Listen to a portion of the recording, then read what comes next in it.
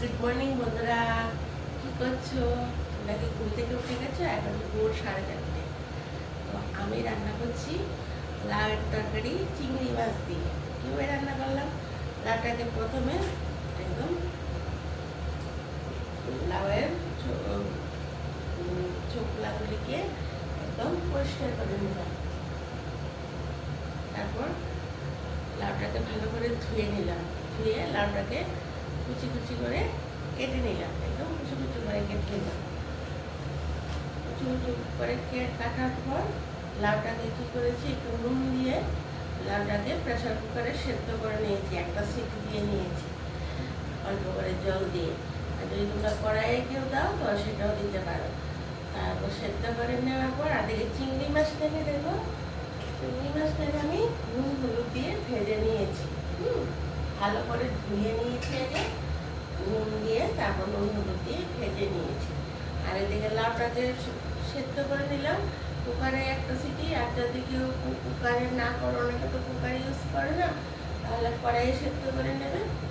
তারপর কড়াইয়ের মধ্যে তেল দিয়েছি, যে তেল খাও, সাদা তেল, লাল তেল। আমি সাদা তেল দিয়ে রান্না করি বলে সাদা তেল দিলাম। তারপর এখানে দুটো তেজপাতা দিয়েছি, একটা শুকনো লঙ্কা দিয়েছি, দিয়ে 5 ফোড়ন দিলাম।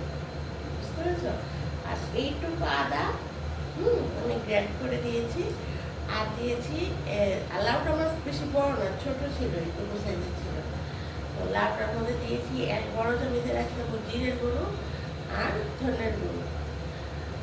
আর কাঁচা লঙ্কা ছিঁড়ে দিয়েছি, আর 10-12টা কাঁচা লঙ্কা, যে যেরকম ঝাল করো, ঝালটা আছে যে যেরকম। আমি কাঁচা লঙ্কা ছিঁড়ে দিয়েছি, এটা বাটা কাঁচা লঙ্কা দিইনি।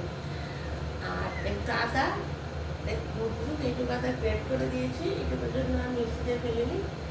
আর 1 চামচ জিরে, ধনে, এই হলো মশলা। আর 5 ফোড়ন। আর দিকে তেলের মধ্যে তেজপাতা, শুকনো লঙ্কা দেওয়ার পর তারপরে এই মশলাটার মধ্যে অল্প একটু জল দিয়ে দিয়েছি। তারপর মশলাটা যখন একটু কষানো হয়ে গেছে, মশলাটা অল্প, তখন ওই লাউটা দিয়ে দিয়েছি। লাউয়ের জলটা আমি আবার ফেলি না, কারণ লাউয়ের জলটা খাওয়া তো উপকার, তার জন্য ভালো জল, একদম রান্নার ভালো জল দেবে।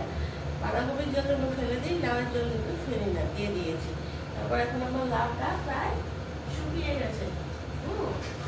এখন আমার লাউটা প্রায় শুকিয়ে গেছে। এখন আমি এই চিংড়ি মাছটা, তারপর স্বাদ মতো নুন দেবে, হলুদ দেবে।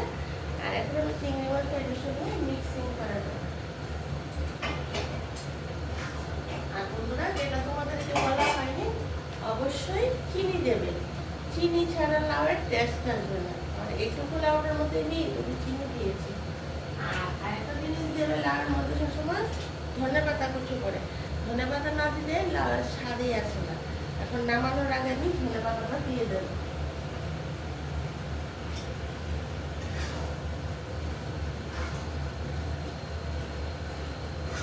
তারপর এটা যখন একদম শুকনো শুকনো হয়ে যাবে, তখন আমার লাউ তরকারি হয়ে যাবে। তোমাদেরকে দেখাচ্ছি।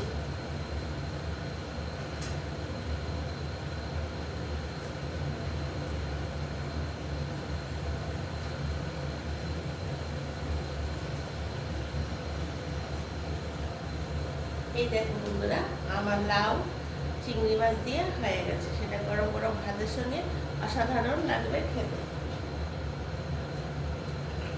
তো নামানোর আগে একদম যখন লাউটা শুকিয়ে যাবে, তখন চিংড়ি মাছটা দিয়ে ধনে পাতাটা দিয়ে আর 2-3-4-5 মিনিট রেখে তারপর তোমরা নামিয়ে নেবে।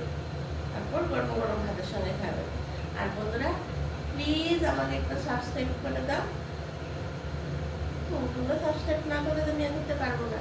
আর তোমরা তো জানো আমি দুপুরে লাঞ্চে আসছি, বিকেলে চায়ের আড্ডায় আসছি। প্লাস একটা রান্না না, আমি প্রায় সময় 2টো রান্না করেও দিচ্ছি।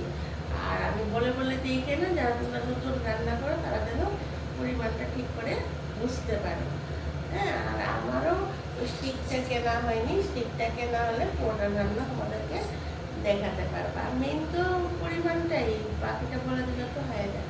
তাহলে বন্ধুরা, এখন অনেক কাজ করে আছে, এখন রাখি। পরের ভিডিওতে আবার তোমাদের সাথে আমার কথা হবে। টাটা, বাই বাই, সবাই ভালো থেকো।